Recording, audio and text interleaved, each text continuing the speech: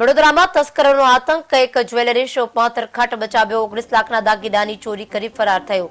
Crime બ્રાન્ચે 2 આરોપીની ધરપકડ કરી, પોલીસે આરોપીઓની પૂછપરછ કરી અને ગુનાઓનો ભેદ ઉકેલાયો। ઘરફોડ ચોરી અને વાહન ચોરીમાં સંડોવણી, 13 જેટલા ગુનાઓને ભેદ ઉકેલાયો।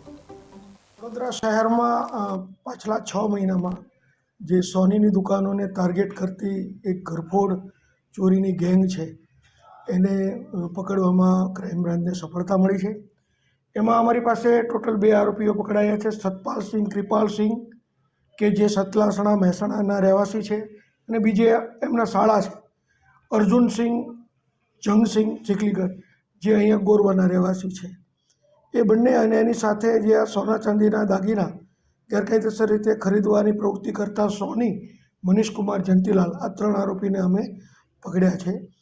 એમની પાસેથી અમારે 12,92,000ના દાગીના, 4 વ્હીલ વાહનો, રોકડ રૂપિયા એમ કરી અને ટોટલ 19 લાખ ઉપરનો મુદ્દામાલ પણ મળેલો છે।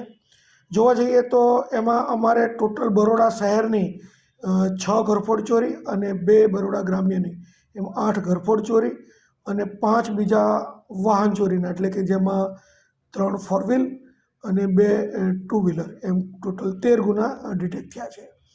આ આરોપીઓની એમો એવી હતી કે તેઓ દિવસ દરમિયાન કે બીજી રીતે સર્વે કરી અને કોઈ સોનીની દુકાનને એને ટાર્ગેટ બનાવતા હતા અને ખાસ કરીને વહેલી સવારે આને ટાર્ગેટ બનાવી અને શટર તોડી અને સોના ચાંદીના દાગીના લઈને જતા હતા।